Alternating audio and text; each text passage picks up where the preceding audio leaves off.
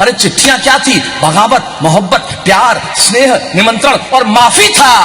मां की चिट्ठी आई है, रुलाने के लिए एक वाक्य ही काफी था। वाह, मां की चिट्ठी आई है, रुलाने के लिए एक वाक्य ही काफी था। इन दिनों किसी पुराने संदूक में कोई फटा पुराना मुड़ा तुड़ा खत मिल जाए तो उसे चुपके चुपके किस करते हो कि नहीं? सच सच बताना यार, मिस करते हो कि नहीं? सच सच बताना यार, मिस करते हो कि नहीं? मर्सिडीज ले ली है, बड़ा मजा आता है। एक एक दृश्य फिरता हूं। मैंने कहा था ना, अगर आप जुड़ गए तो आज की शाम भूलने नहीं दूंगा, ये वादा करके सुना रहा हूं। मर्सिडीज ले ली है, बड़ा मजा आता है। धन जब आ जाता है बापू, तब क्या होता है? बिल्कुल सही लिखा हुआ है, पैसा हैसियत बदल सकता है, औकात नहीं बदलती। इससे बड़ा वाक्य क्या हो सकता है? औकात नहीं बदलती साहब, औकात कभी नहीं बदल सकती, बदल ही नहीं सकती। हम वस्त्र कुछ भी पहन ले, अंदर से तो वही रहेंगे। तुम्हारी दौलत नहीं है, बिल्कुल सही कहती हैं आप शबीना जी। मर्सिडीज ले लिए, बड़ा मजा आता है। जब बहुत पैसे हो जाते हैं हमारी बातें ऐसी हो जाती है। मर्सिडीज ले लिए, बड़ा मजा आता है। बेटा BMW चलाता है, बिटिया को ऑडी दिला दी है, होंडा सिटी बेच दी, बहुत चला दी है। अगला वाक्य कहता हूं, कविता नहीं है, अभिधा है। न कोई व्यंजना है, न लक्षणा, कोई अलंकार नहीं। अभिधा मतलब जैसा दिखा वैसा लिखा, जो सामने नजर आया वो लिख रहा हूं। मैंने आज तक इतना सा था, जब से मंच पे कविताएं पढ़ता हूं। कविता पढ़ते पढ़ते मंच ने तारक मेहता बना दिया, वाह वाह क्या बात है, न जाना झोली में क्या क्या सौंप दिया। इस दुनिया का इतना प्यार दिया। 1980 में कविताएं पढ़ना शुरू हुआ, 36-37 साल से कविताएं पढ़ रहा हूं मंच पे। इनकी निगाह में सबसे ज्यादा पैसा लेने वाला बना दिया। लेकिन 36 साल में मैंने एक बार कभी नहीं कहा कि तालियां बजाना, न कभी कहूंगा। लेकिन अगली पंक्ति जो कहने जा रहा हूं, तालियां रोक सको तो रोक लेना। जो मैं कहने जा रहा हूं, अगर रोक सको तो रोक लेना। इसलिए क्योंकि जो अभिधा में जैसा लिखा वैसा लिखा। कोई कविता नहीं जो मैं मिस करता हूं आपको सौंपता हूं। और रोक सको तो रोक लेना। मर्सिडीज ले ली है, बड़ा मजा आता है। बेटा BMW चलाता है, बिटिया को ऑडी दिला दी है, होंडा सिटी बेच दी, बहुत चला दी है। यार बोलने सुनने में बड़ा अच्छा लगता है। तैयार रहना जो कह रहा हूं, यार बोलने सुनने में बड़ा अच्छा लगता है। पर भूल गए वो दिन जब पेट्रोल की कीमत बढ़ने पर डरते थे।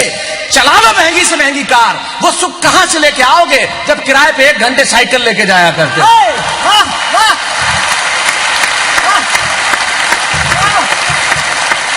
भैया जिंदाबाद, वाह भाई क्या बात, वाह वाह, कमाल, वाह। चला लो महंगी से महंगी कार, वो सुख कहां से लेके आओगे जब किराए पे 1 घंटे साइकिल लेके जाया करते थे। और सुख भी कैसा आप देखिए, हर आदमी के जीवन में सुख आया। सुख कैसा? 10 मिनट एक्स्ट्रा चला ली, ये सुख। क्या बात, 2 बजे जमा करनी थी, 2:15 बज गए, अगले को पता ही नहीं चला। हिंदुस्तान में हर पिता का मूलभूत अधिकार, हिंदुस्तानी बाप का मूलभूत अधिकार, औलाद को बिना कारण ठोको। और कारण पूछ ले तो 2 और ठोको।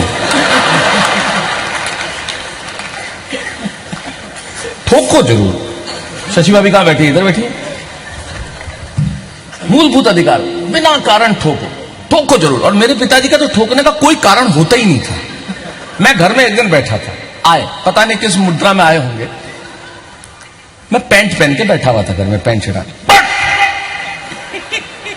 पैंट पहन के घर में क्या बैठा है? शादी में जाना है क्या? कुछ कारण। दूसरे दिन मैंने कहा मारते हैं, निक्कर पहन ली। दूसरे दिन अश्लील कहीं का टांगे दिखाता है, पद्मा खन्ना है क्या? उस जमाने में पद्मा खन्ना ही थी, तो बहुत लॉजिकल आदमी है। मैंने कहा पैंट पहनूं तो ठोको, निक्कर पहनूं तो ठोको, तो क्या दिगंबर हो जाऊं? करूं क्या मैं? कोई कारण तो बताओ यार, क्या करना? और डांटते थे तो उनका एक अजीब तरीका। ये आपने बापू, हिंदुस्तान में हर पिता जब अपने बेटे को डांटता, एक तो बेटे को वो अपनी ऐसी प्रॉपर्टी समझता है जिसपे कोई कभी अधिकार नहीं कर सकता। ये ऐसी प्रॉपर्टी, इस पे कोई अधिकार कर ही नहीं सकता। मुझे डांटते थे जब, कहां गया था? कॉलेज गया था। आंख मिला के जवाब दे। कॉलेज गया था। सामने क्या देखता है? अरे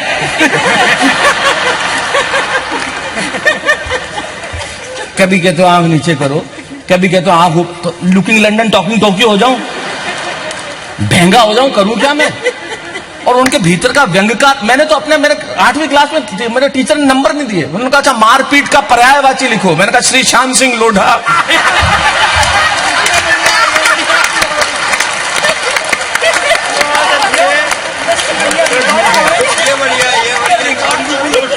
अरे ये वीडियो भेजना मत जोधपुर आप, मोड़क साहब, अभी तक मकान उन्हीं के नाम है।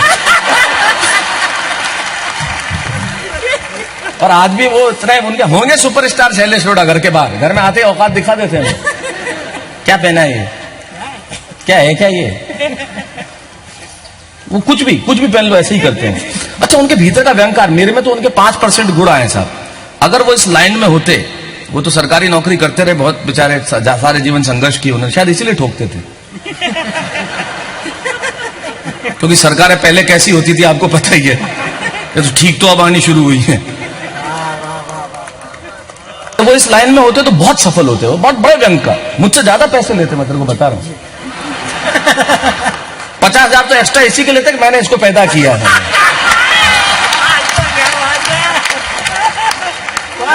वो सही में मेरे पिताजी, जब रिजल्ट आता तो उनके भीतर का व्यंकार जागता था। अरुण, भीतर का अरुण के पिताजी तो और भी खतरनाक है। जैमिनी हरियाणवी जी इस देश के बहुत बड़े कवि, इनकी कविताएं बहुत बहुत प्रसिद्ध हुई। ईश्वर उन्हें शतायु करे, 87-88 वर्ष की उनकी उम्र है। उनकी कविताएं जितनी देश के काम आई उतनी इसके भी आई। तो सुनी नहीं पिता, इसने एक आदमी बाकायदा सच, इसने एक आदमी सतीश नाम का अपने पिताजी के पास रखा असिस्टेंट, उसका काम क्या है, डांट खाना। ये सच है, 13,000 रुपए उसको तनख्वाह देता है डांट खाने की। आज के जमाने की औलाद देख लो साहब, पैसे पे डांट खाने के लिए लोग रखे हैं, बाप की डांट भी नहीं सुन सकते ये लोग। हम हर 2 महीने में पिताजी को जाते हैं, ठोको। 2 महीने हो गए, जब रिजल्ट आता था साहब तो उनके भीतर का व्यंकार जागता था। गणित, क्या बात, 100 में से 22, वाह। अरे रे रे रे, विज्ञान 100 में से 14 नंबर, आप रोशन करेंगे, आप लोढ़ा खानदान का नाम रोशन करेंगे। और अचानक व्यंकार जागता, गंजा कर दो साले को। बाकायदा मुझे गंजा करवाया गया। मुझे आज तक समझ में नहीं आया बापू, बालों का विज्ञान से क्या संबंध है।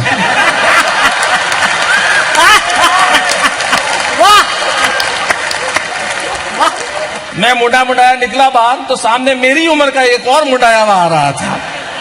मैंने कहा विज्ञान, बोले नहीं भूगोल।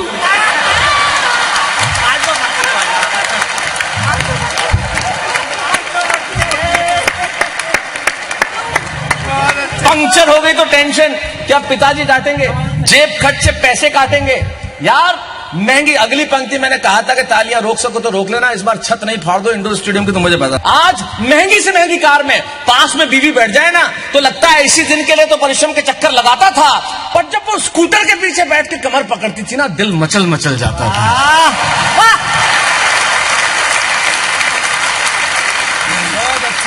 फिर से वो स्कूटर वाले दिन लौट आए, ये ख्वाहिश करते हो कि नहीं? सच सच बताना यार, मिस करते हो कि नहीं? सच सच बताना यार, मिस करते हो कि नहीं?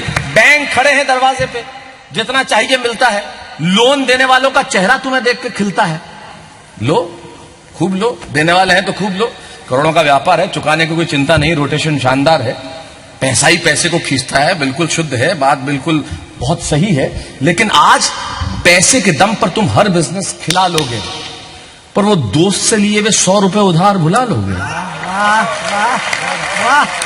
और मेरी अगली पंक्ति की फिलॉसफी को बापू एक बहुत जीवन का सामान्य दर्शन एक पंक्ति में देता हूं कि यार जेब में जब लाखों हो ना तो लाखों देने वाले लाखों मिलते हैं। क्या बात है, वाह वाह। जेब में जब लाखों हो ना तो लाखों देने वाले लाखों मिलते हैं। ऐसी मिसाल यहां 1000 खड़ी होती है, पर जब जेब में कुछ भी ना हो ना तो 100 रुपए मिलना भी बात बहुत बड़ी होती है। वाह वाह वाह वाह वाह वाह वाह। तो आज चला लो अरबों का व्यापार, पर वो पहला पहला उधार, सच सच बताना यार, मिस करते हो कि नहीं? सच सच बताना यार, मिस करते हो कि नहीं? खाने वाला लूं कि छोड़ दूं? सच सच बताना यार, मिस करते हो? चाइनीज से लेके इटालियन तक चटकारे ले लेके खाते हो। आजकल ये नया शुरू हो गया, गली गली में, गली गली में ठेले, गांवों में मंचूरियन, नाम ही इतने खराब, मोमोज। आप भोजन कैसे करो जिसका नाम ही सुनने में इतना खराब हो, और बच्चे फिर वो शुरू लेके खाते हैं ऐसा, जैसे वो एनाकोंडा जैसे जानवर को खींचता है ना वैसे।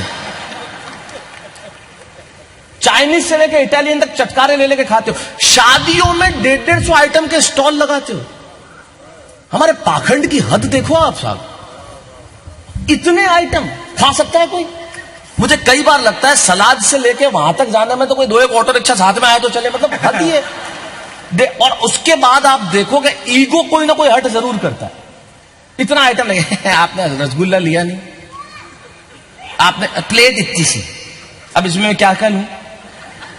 मुझे बताओ, इतने सारे आइटम के स्टॉल। अरे खाना शादियों में पहले होता था, पंगत बैठती थी, सारे लोग, एक परोसता हुआ आता था, क्या मजा आता था साहब, और बैठे हुए। अरे मजे की बात तो यह है कि जब पंगत बैठती थी और आप देखते कि रायते वाला आ रहा है तो कटोरी लेकर, क्या बात है, क्या बात है, क्या बात है, वाह वाह वाह वाह, अरे क्या ऑब्जर्वेशन है भैया, तुरंत से हाँ भैया, कोई आगे निकल जाए। मेरे दादाजी, वो कोई पंगत में बैठे, अंधेरा था, कोई आगे निकले, इधर इधर देख थाली में क्या गिरा है, तो इसमें तो कुछ नहीं है, तो डालना।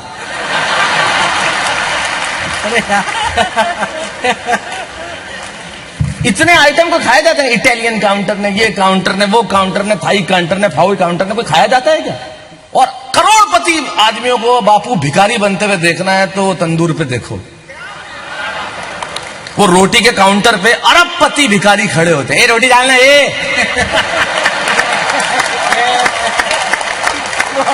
एक कब से खड़ा हो यार, तेरे को समझ में नहीं आ रही है क्या यार? यहाँ पे लेडीजों को दे रहा है, हमको दे ही नहीं रहा यार, ये क्या कर रहे थे बच्चा? हमने कहा लिफाफा दिया नहीं कि डालना है, रोटी डालना है। हाँ और क्या, मुझे लगता है शादियों में आजकल मैं देसी कट्टा लेके जाऊंगा, रोटी डाल, रोटी आवे जब तक सब्जी ठंडी, सब्जी लेके आओ फिर रोटी नहीं मिले, आदमी तो चक्कर ही लगाता रहता है। चाइनीज से लेके इटालियन तक चटकारे ले लेके खाते हो। शादियों में 150 आइटम के स्टॉल लगाते हो। खाओ यार खाओ, खूब खाओ, पैसा है तो जाओ, दुनिया में जहां जा सकते हो जाओ। पेरिस का बर्गर खाओ, न्यूयॉर्क की ब्रेड खाओ, वेनिस का पिज्जा खाओ, दुनिया में जहां जा सकते हो जाओ, जितना खा सकते हो खाओ, लेकिन और कहां जाओगे, कितना खाओगे? और सब कुछ खा लेने के बाद दावा है मेरा, मां के हाथ की रोटी का स्वाद कहां से लाओगे? वाह क्या बात है भैया, वाह बहुत अच्छे, वाह बहुत अच्छे, वाह वाह वाह। वो हाथ जिनसे वो घंटों तक मसालों का नाप देखती थी, वो हाथ जिनसे वो सिगड़ी पे दाल सेकती थी, वो हाथ जो प्यार से मसाला डालती थी, वो जो सबको खिला के खुद खाती थी, वो जो घंटों तक उस दाल को पकाती थी। आज अच्छे से अच्छे भोजन का तुम कर सकते हो प्रबंध, पर वो मां के हाथों की गंध, सच सच बताना यार मिस करते हो तुम? वो मां के हाथों की गंध, सच सच बताना यार मिस। ऐसी कितनी चीजें हैं जो तुम्हें गिनाऊं? अब आता हूं कविता के क्लाइमेक्स तक, आपको और दृश्य सौंपता हूं। ऐसी कितनी चीजें हैं जो तुम्हें गिनाऊं, ऐसी कितनी चीजें हैं जो तुम्हें बताऊं। आज तुम लड़ते हो बाबू, रेस्टोरेंट में लोग जाते हैं, बाकायदा लड़ाई होती है, नहीं बिल नहीं, नो मैं दूंगा,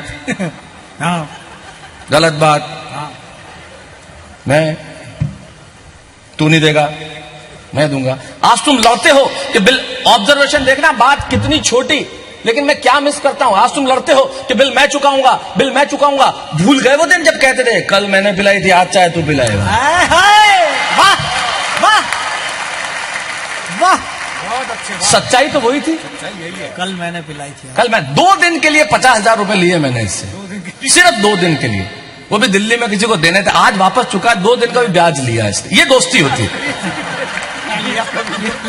ये दोस्ती, ये सच्चाई है, ये पाखंड नहीं, ये पाखंड नहीं है, मैं तेरे को सही बता रहा हूँ। और नोट 500 पुराने वाले, नहीं 2000 के नए नोट दिए, हाँ बिल्कुल नए नोट दिए, बिल्कुल 2 दिन का भी ब्याज दिया। ये सच्चाई है, मैं इसकी मैं तारीफ करता हूँ, इसमें थोड़ी, ये इसको देखो, ये इसको सच्चाई कहते हैं। लो मान दे रहे हो आप, भूल गए वो जब कहते थे कल मैंने पिलाई थी, आज चाय तू पिलाएगा। वो एक लाल कपड़ों वाली मुस्कुरा के कहीं रसगुल्ले खिलाएगा। ऐसी कितनी चीजें तुम्हें गिनाऊं, वो बिना जूतों के बारिश में दौड़ना, वो हाथों से नावों को छोड़ना, वो नई नई फिल्मों के पोस्टर देखने जाना।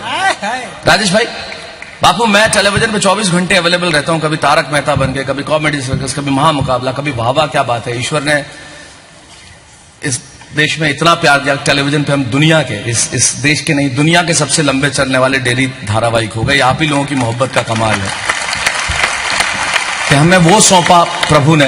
ये बहुत कम लोगों को, हम एक इतिहास का हिस्सा बन गए। ईश्वर ने वहां पहुंचा दिया जाके हमने कल्पना नहीं की थी। लेकिन हमारे जमाने में फिल्मों देखने जाना मतलब पिताजी का मूड देखना पड़ता था, और उसके बाद फिल्मों के पोस्टर देखने जाते थे, कहाँ लगा हुआ है, कौन है हीरो, क्या है। मैं जहां सिरोही में पढ़ता था, वहां हमारी फिल्में जब लगती थी तो एक आदमी बाकायदा ऑटो रिक्शा लेता, उसमें एक लाउड स्पीकर लगाता, दोनों तरफ पोस्टर लगाता, माइक लेता और फिर मतलब प्रचार करते हुए निकलता, रोजाना 400 में देखिए। पिक्चर कोई भी डायलॉग एक ही, हंसी मजाक और मार धाड़ से भरपूर। एक दिन में 10 मिनट तक हंसता रहा। रोजाना 400 में देखिए, हंसी मजाक और मार धाड़ से भरपूर, जय संतोषी मां। डायलॉग तो वही। एक दिन बापू पिक्चर लगी ज्वेल थीफ, तो एक नया वर्ड उसने और जोड़ा, सस्पेंस। मैं 15 मिनट हंसा राजेश भाई। रोजाना 400 में देखिए, हंसी मजाक मार धाड़ और सस्पेंस से भरपूर, ज्वेल थीफ, खतरनाक सस्पेंस, आपको एंड तक पता नहीं चलेगा खूनी अशोक कुमार है। वो नई नई फिल्मों के पोस्टर देखने जाना, वो नई नई फिल्मों के और अगली पंक्ति भाई श्री दिनेश दिग्गज और अरुण जैमिनी को समर्पित, वो नई नई फिल्मों के पोस्टर देखने जाना, वो सर्दियों में कभी कभी नहाना। रोज नहाने वाले वो सुख क्या जाने। कि नहाना बहुत ओवररेटेड किया हुआ है लोगों ने। हमारे जमाने में रोज नहाने का रिवाज ही नहीं था। 3 दिन पिताजी नहाते थे, 3 दिन पुत्र नहाता था, ऑल्टरनेट डेज पे चलता था।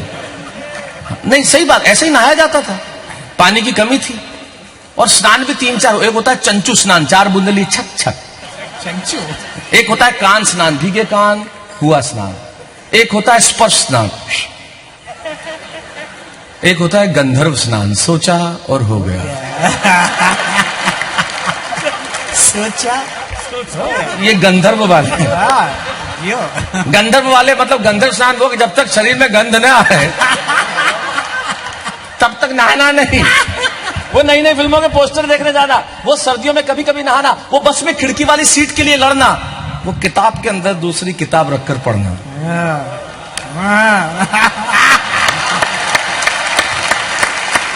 वो बस में खिड़की वाली सीट के लिए लड़ना, वो किताब के अंदर दूसरी किताब रखकर पढ़ना, वो छत रात को देर से आना, वो छत पे सोना, सोने से पहले भिगोना, दादाजी के पांव दबाना। अगली पंक्ति कविता नहीं है, अगर आप समझेंगे तो समझ लेंगे, अभिधा जो मैंने महसूस किया वो लिखा।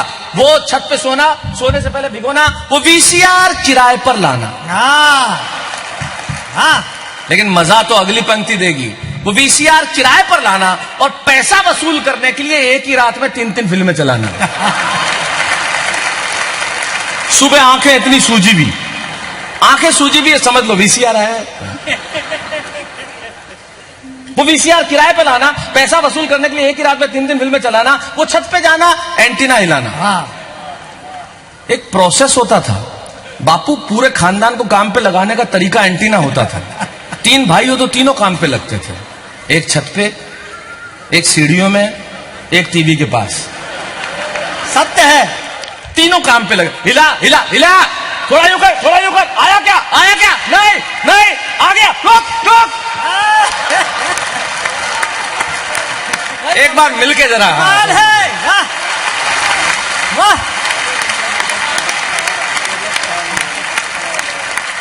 वो वीसीआर किराए पे लाना, वो छत पे जाना, एंटीना हिलाना, वो छत पे जाना, एंटीना हिलाना। आज तो वीसीडीज आ गई, सीडीज आ गई, पेन ड्राइव आ गई, वो ऑडियो कैसेट लाना, उसे भरवाना। गाना नंबर 1, गाना नंबर 2, प्रोसेस होता था। ये सोनी की कैसेट अच्छी नहीं, टोनी की अच्छी है, लड़ाई झगड़ा होता था। और कभी टूट जाए ना, उलझ जाए ना, तो बॉल पेन फंसा के उसे फिर से सुलझाना। वाह वाह वाह वाह। और कभी टूट जाए तो खोल के चिपकाना, पूरा प्रोसेस। ये पंखा धीरे कर उड़ रही है, और चिपकने में कभी ऑब्जर्वेशन देखना जैमिनी साहब, विष्णु जी, अगर चिपकने कभी उल्टी भी चिपक जाए ना तो उसका भी मजा उठाना। कैसा अक्सर उल्टी चिपक जाती थी अपने को, और उल्टी में भी मजा देती थी, तो मजा लेते। जिंदगी की न टूटे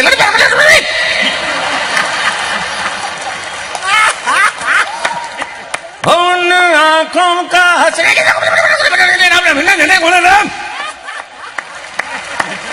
कमाल है भाई, फिर से कमाल है, कमाल है, वाह वाह वाह वाह। उल्टी चिपक जाए तो उसका भी मजा उठाना, वो दर्जी के पास जाना कपड़े सिलवाना।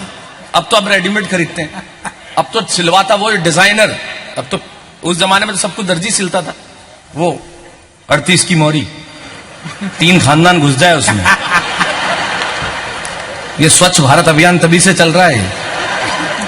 लेकिन मुझे खुशी है, हमारा आदरणीय माननीय प्रधानमंत्री ने जो स्वच्छ भारत अभियान के पहले 9 जो लोग चुने थे, मैं और हमारी टीम उनमें से एक है। हम प्रथम 9 के मैं हम उनका धन्यवाद ज्ञापित करता हूं कि हम बहुत अच्छा बेटा। इतनी छोटी बच्ची जब वहां से सलाम करती है तो मुझे लगता है कि मेरा कुछ कहना, मेरा यहाँ आना सार्थक हो गया। तब मेरी एक पंक्ति मुझे याद आती है कि इस जमाने में कुछ तो अच्छा रहने दिया जाए, इन बच्चों को सिर्फ बच्चा रहने दिया जाए। वाह वाह वाह वाह वाह वाह वाह।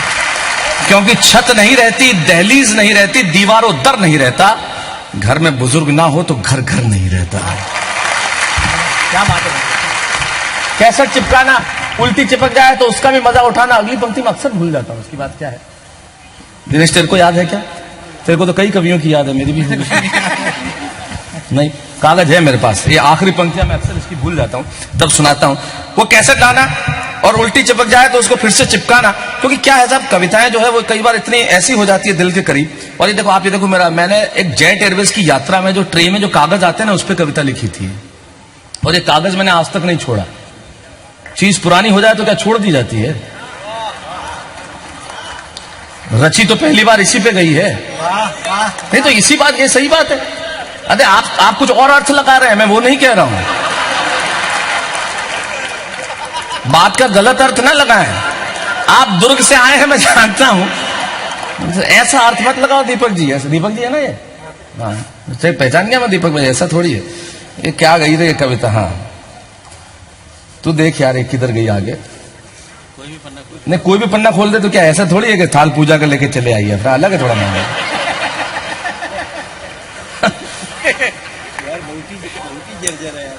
हाँ, जर्जर तो जर्जर रहनी चाहिए, ये संस्कृति है, ये संस्कृति है। हम ही थामे में गिरती हुई दीवारों को। यकीन मानिए, ये जर्जर इसलिए मैंने कहा ना, कागज की खुशबू मुझे बहुत अच्छी लगती है। जिस कागज पे लिखा वही साथ रखता हूं। मैं फोटोस्टेट करा कर रख सकता हूं, लेकिन क्या फायदा साहब। यही है, मैं इन्हें अपने माँ बाप मानता हूं।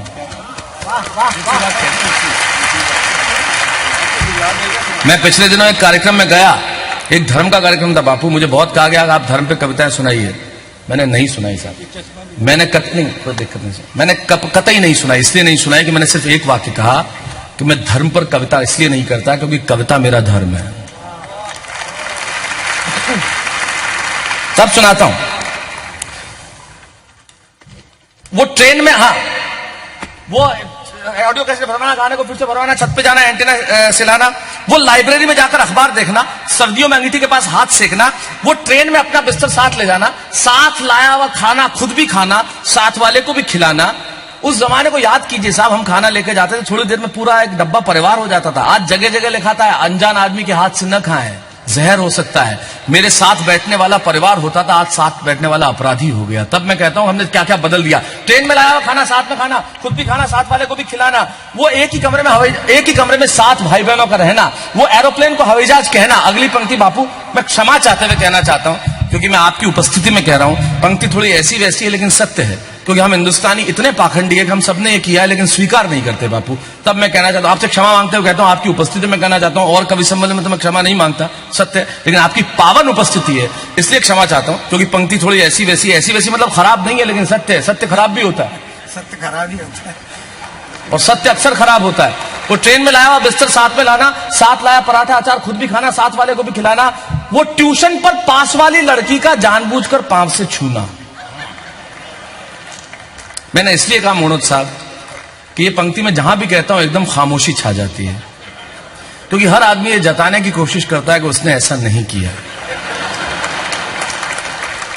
हम इतने पाखंडी है बापू, जो भी ये कह रहा है कि उसने ऐसा नहीं किया या तो झूठ बोल रहा है या बीमार है। और आप अपनी अपनी पत्नियों पे तो बिल्कुल प्रभाव जमाने की कोशिश मत करो, क्योंकि ट्यूशन पे वो भी गई हैं।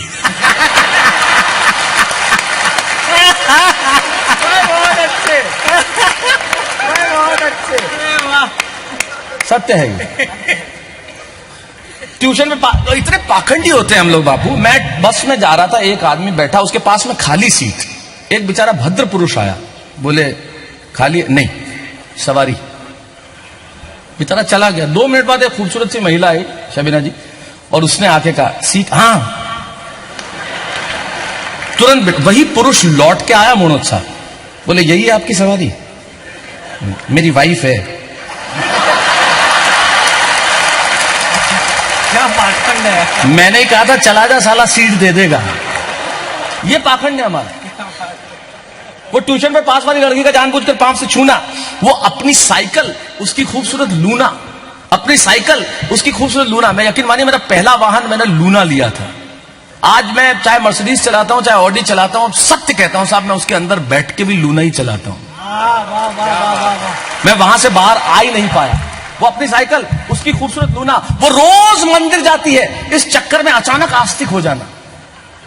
वाह वाह वाह। वो रोज मंदिर जाती है, इस चक्कर में अचानक आस्तिक हो जाना। वो हर चीज खरीद के पहले स्वास्तिक बनाना। वो शादियों में जाने पर वो बिना किसी सामान के घर घर खेलना। वो शादियों में जाने पर 5-5 कोल्ड ड्रिंक उंडेलना। वहीं मिलता था शादियों में, जहां कोल्ड ड्रिंक की टेबल, वहां पर ये देना। 2 के बाद जब वो आंख दिखाता था, वो मंगा रहा है। मोहल्ले में कौन सा कोल्ड ड्रिंक? कोका कोला, फेंटा। आज के बच्चों को नसीब है, हमारे तो पूरे मोहल्ले में आई लव यू रसना। 1 बाल्टी पानी, 1 पैकेट रसना, 1.5 किलो शक्कर, पूरा मोहल्ला साफ। और हमारे मोहल्ले में तो इतना ऑरेंज रसना पिलाया गया मुझे कि मेरी जबान भगवा हो गई है। लोग कहने लगे इसका जबान सांप्रदायिक है। वाह वाह वाह वाह वाह वाह। राजनीति इस तरह से भी बात की जा सकती है, कुछ और करने की आवश्यकता नहीं है। बहुत अच्छे, क्या बात है। वो शादियों में जाने पर 5-5 कोल्ड ड्रिंक उड़ेलना, वो रात में दादाजी के पांव दबाना। और अगली पंक्ति मैंने की है, मुझे नहीं मालूम, मैं मुंबई में रहता हूं, आप लोग भी अपने अपने शहरों में रहते हैं, मैं गांव में पला बढ़ा, इसलिए अगली पंक्ति का सुख मुझे पता है वो क्या होता है। सुरेंद्र दुबे जी, तुमने भी किया होगा, तुम भी गांव में रहे हो। वो और विष्णु तो आज भी सिकंदराबाद में रहता है अपनी धरती पे, ये भी गांव से निकला। तमाम लोग, ये शहर से आया बस, उज्जैन से। नहीं, वो तो हमारा सबसे प्राचीन शहर है, इसलिए। वो रात को दादाजी के पांव दबाना, आधी रात को उठकर भौंकते हुए कुत्तों को भगाना मशादरा में। ये मैंने बहुत किया बापू। घर वालों ने मुझे इसी काम के लिए रखा गया था। मतलब मैं उन्हें कुत्ते बोलते तभी याद आता था। कुत्ते बोले बबलू, बबलू समझ जाता था कि अगली भूमिका के। मेरा उनसे इतना कुत्ताचारा हो गया था। कुत्ताचारा? हाँ। क्यों? भाईचारा हो सकता है तो कुत्ताचारा क्यों नहीं हो सकता? क्यों नहीं होना भी चाहिए। आजकल हमारे जितने एनिमल लवर्स हैं, मैं उनसे क्षमा चाहते हुए कहता हूं, भाई आप प्यार करो एनिमल से, हमें मजबूर तो मत करो। हमें डर लगता है, हम क्या करें? आप जरूर प्यार करो। बोले आप, हम कैसे, हमें डर लगता है यार, हमें नहीं जमता तो कैसे करें? उनके घर जाओ, नहीं काटेगा नहीं, अरे आपको थोड़ी काटेगा, मैं काटेगा। फिर वो आसपास आके घूमता है, आपको नाश्ता सामने, इधर वो बैठा हुआ, अब मेरा नाश्ते पे ध्यान ही नहीं जावे। कैसे पिताजी? ठीक है, घर पे सब ठीक है, खुद ले लीजिए। नहीं, मेरे चाचा जी के घर पे मैं गया, उन्होंने एक पाली, उसका नाम रखा डिम्पी। हाँ, डिम्पी लोढ़ा। हाँ, देखो भैया आए हैं। यार ये कुछ, मैं तो बड़ा ही भगाते हुए, हम एक दूसरे की भाषा समझने लगे थे। We use to understand each others language and feelings. मैं आता तो वो समझ जाते, वो आता तो मैं समझ जाते। बापू एक मोहल्ले में मुझे अंग्रेजी बोलने वाले मिले कुत्ते। हाँ, वो हमारे अंग्रेजी के प्रोफेसर थे, उनके पाले हुए थे आसपास के। तो पहला आया, मुझे देख के बोला हु, कौन। दूसरा हाउ, कैसे? तीसरा वाह, क्यों? चौथा बोला शैलेश लोढ़ा अपने घर जा रहा है। सब मिलके बोले ओ।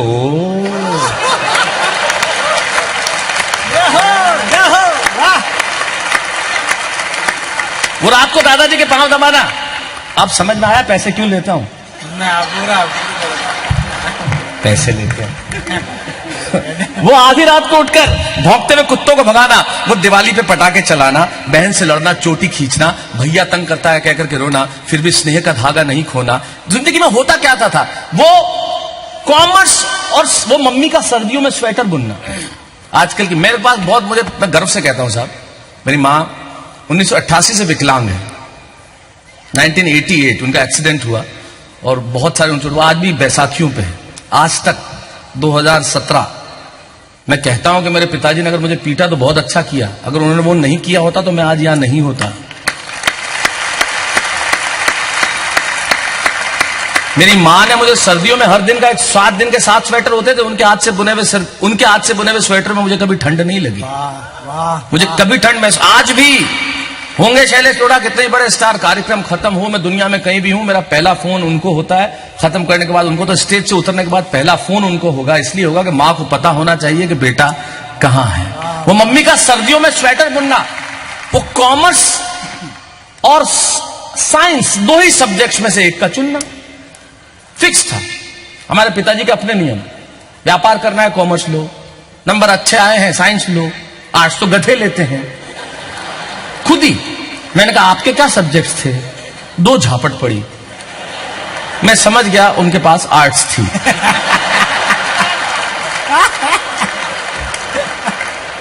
वो मम्मी का सर्दियों में स्वेटर बुनना, वो साइंस और कॉमर्स 2 ही सब्जेक्ट में एक को चुनना, वो बहन से लड़ना, चोटी खींचना, भैया तंग करता है कहकर के रोना, फिर भी स्नेह का धागा नहीं खोना, वो स्लीपर क्लास में धक्के खाते हुए जाना, वो सुराही की मिट्टी की गन के साथ पानी पीना, वो बेलौस, बेफिक्र, मस्त, बेवजह जीना। सच सच बताना यार, मिस करते हो कि नहीं? सच सच बताना यार, मिस करते हो कि नहीं? और ये कविता मैंने सिर्फ इसलिए सुनाई कि अभी भी वक्त बाकी है मेरे भाई। कब तक वक्त और अपने हाथों मजबूर रहोगे? मिलो पुराने दोस्तों से, कहो ना यार मिले, भूल जाओ ये शिकवे गिले, जी लो जिंदगी को एक बार फिर से जी लो, जीवन का ये अमृत फिर से पी लो, ताकि तुम्हारा अतीत तुम्हारे वर्तमान से ये न कहे कि टुकड़ा टुकड़ा किरचते हो कि नहीं, और मुझे तुमसे ये ना पूछना पड़े। सच सच बताना यार, मिस करते हो कि नहीं?